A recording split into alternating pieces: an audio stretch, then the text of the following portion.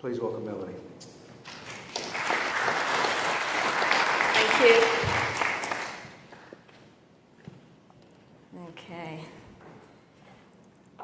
Thanks for having me this afternoon. So yeah, I'm basically going to take you through 13 sort of key slides about media consumption in Southeast Asia that a colleague of mine who is based over in Singapore launched this May, June, I think it was, at what was called the Broadcast Asia Summit. And it was really because of this shift. You know, we've heard a lot about media consumption today, and we certainly hear a lot about Australians' media consumption, what's going on in the US and the UK. But we thought we would kick off and conduct this study amongst Southeast Asian consumers.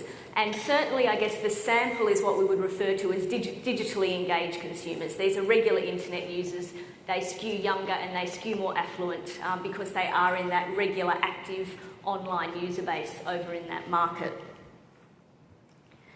So the study is aligned with a big one that we do in Australia called Australian Connected Consumers, and we conduct that one each year. So I guess if you're looking for the relevance and some context for the Australian market, a lot of, I would say pretty much all of the themes that I'm going to talk about today, and in particular I'm going to focus a little bit on video consumption and the evolving nature of the way that we're consuming video. It's very similar in the Australian market. The difference is that these themes that I talk about amongst our Southeast Asians at the moment are quite limited to quite a niche population in those groups, with the exception of Singapore. So as you may know, I guess, you know, internet penetration in a market like Singapore, a really mature online market in Southeast Asia, is up around the 75-80% mark. Australia is tipping just into the 80% range at the moment for adults being online.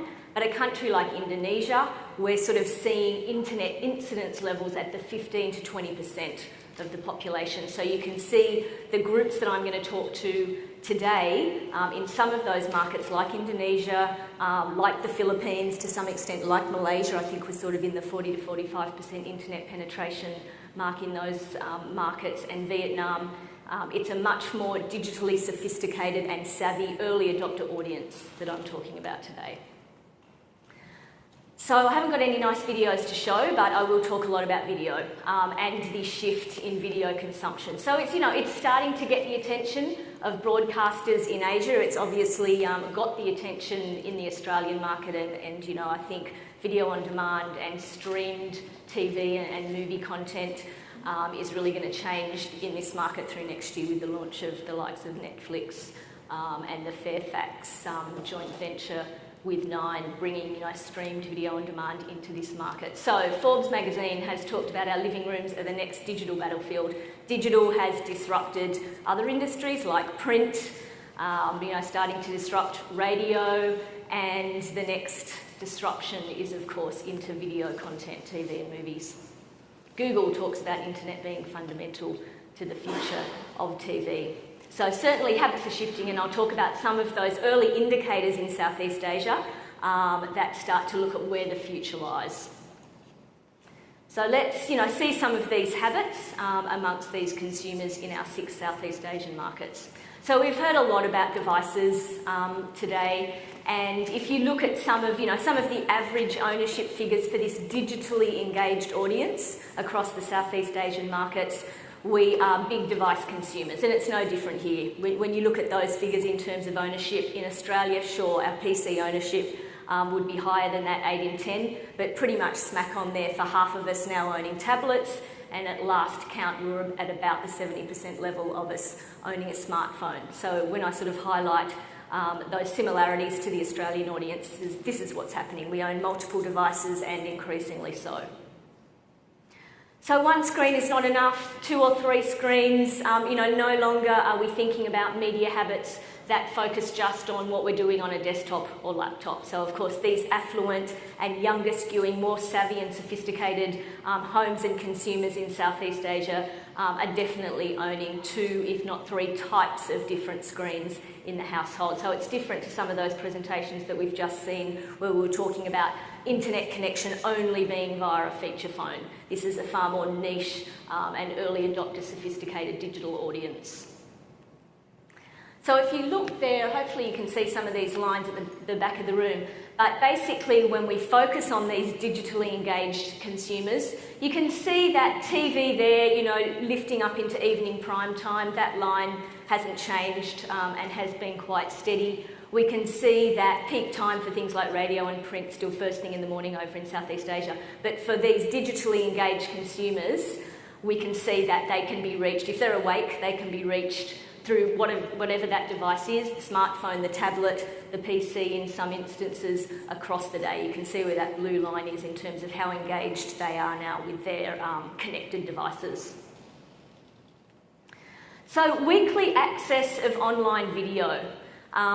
This is kind of the first time that we've really delved into a study of this nature. So we're going to be going forward with this study again in 2015. But this gives us a measure of, I guess, just how engaged in online streamed video content some of these consumers are. Interesting to see Singapore there with the lowest incidence of weekly online video behaviour. In that market, remember, it is more mature. We're depicting a bigger representation of the market. It's more the overall picture. And the online audience in a market like Singapore, compared with some of the other Southeast Asian markets, of course, skews older as well. And we know our young people are really into their streaming and downloading video habits.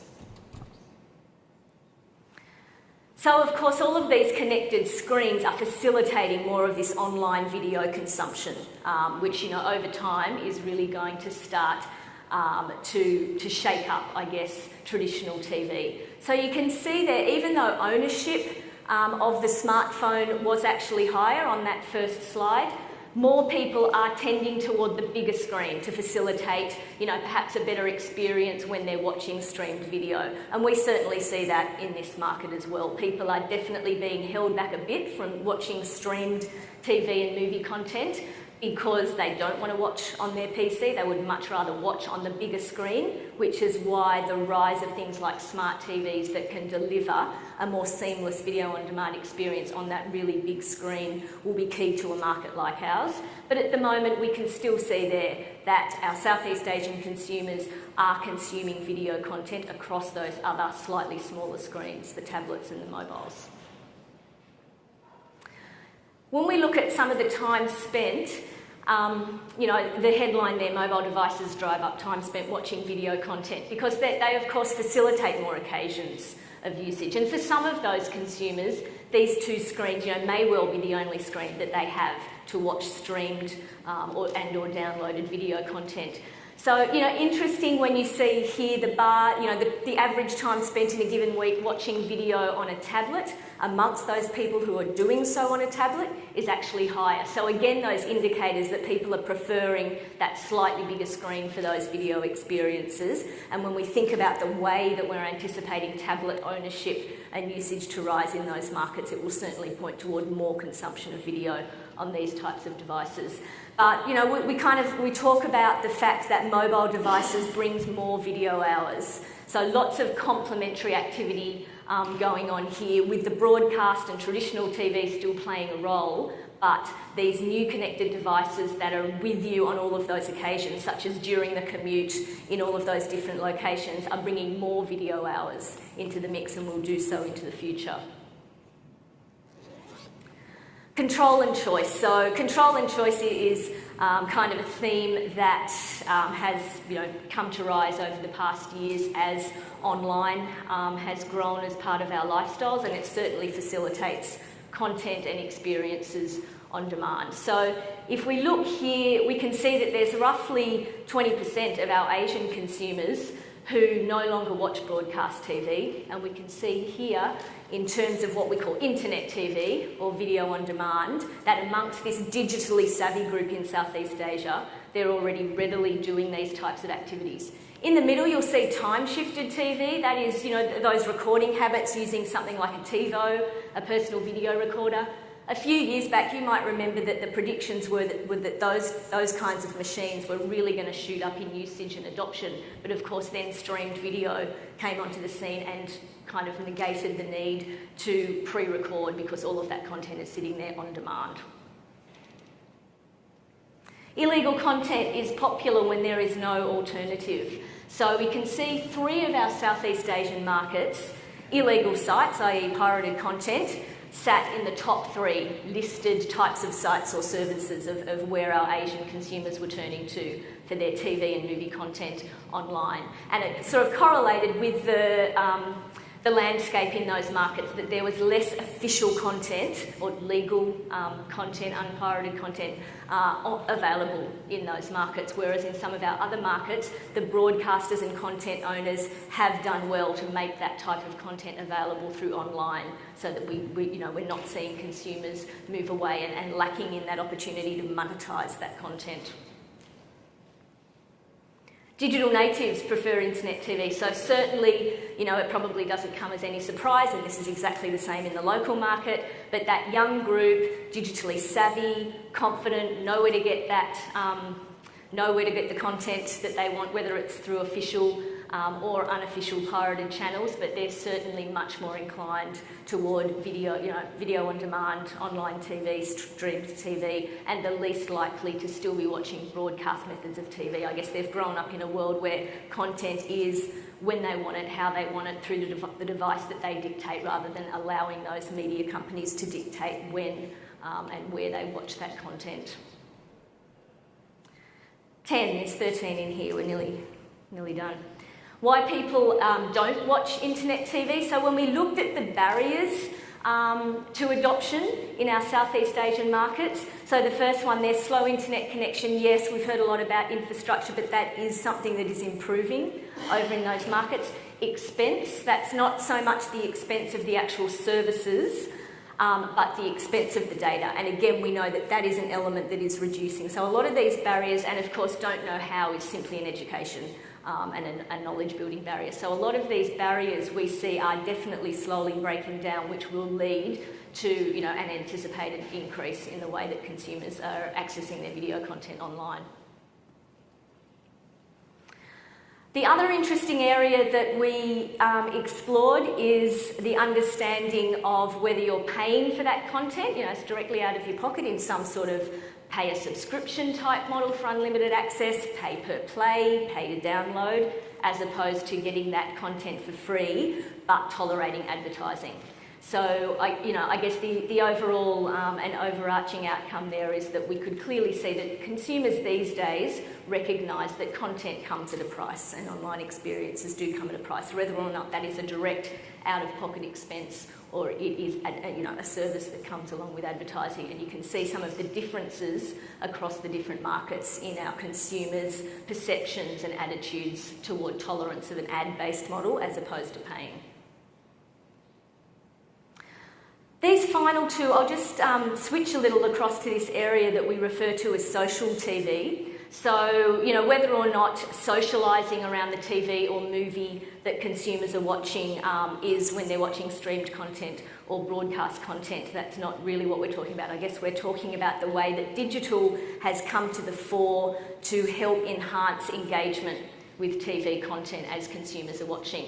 So this whole, rise in multi-device ownership, media multitasking, dual screening, etc., has led rise to the opportunity that exists as consumers are sitting watching a television program, typically at home. They are also on those connected devices and increasingly engaging in conversations about what they're watching, reading other people's messages to enhance that experience and extend the engagement of that TV viewing experience, or they're actually posting their own comments about that. So another, opportunity for the media owners and the brands alike in terms of their advertising play to really utilise these types of new emerging activities that have come about because of our connected devices and our nice, what they call companion screens, but also the rise of social and the big reach of social.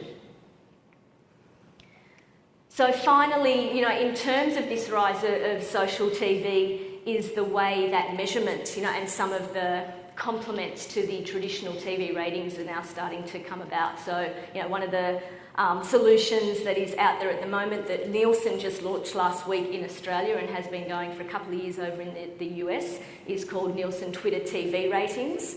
So it not only measures the number of posts that are about the particular program or movie that is on, but also the number of times people have actually seen that comment. So it's a true reach and engagement figure, and I think it's a great complement to just those reach figures that we've traditionally seen through the TV ratings, because it shows the extent to which people are going above and beyond viewing of that content to actually read further, post your own comments about it, which of course gives more opportunity for brands to get their exposure into that message. So we can see here, we sort of talk about these social TV influencers and ambassadors. We've got these groups of people who are very likely to be tweeting or posting comments about the program and the brand.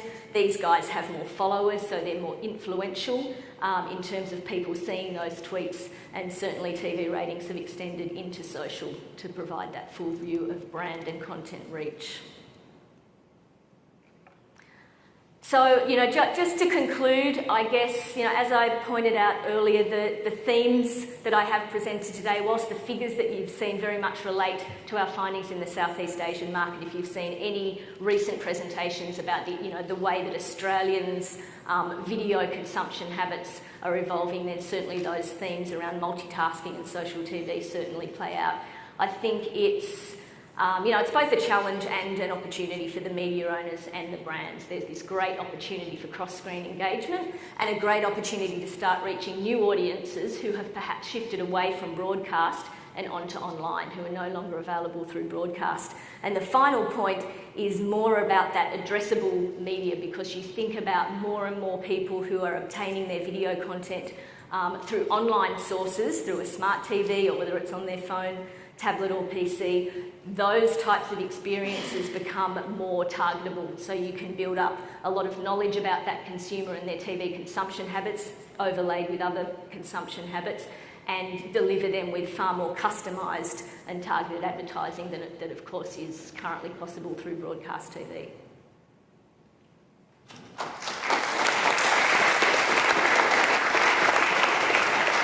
Thank you, Melanie. We've got 2 minutes for questions, so... Or? No questions. Oh, yes, there is a question. One here. No, you go next. You missed out last time. Here.